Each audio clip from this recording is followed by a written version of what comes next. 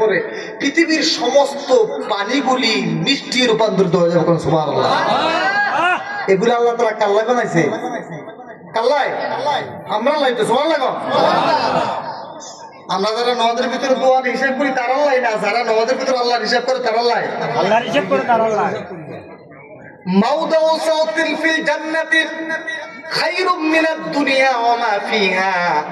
ও ঈমানওয়ালা মুসলমানেরা, জান্নাতের হুরের একটা সেফের দাম পৃথিবীর সমস্ত ধন সম্পদের চেয়ে দামি। বলেন সুবহানাল্লাহ।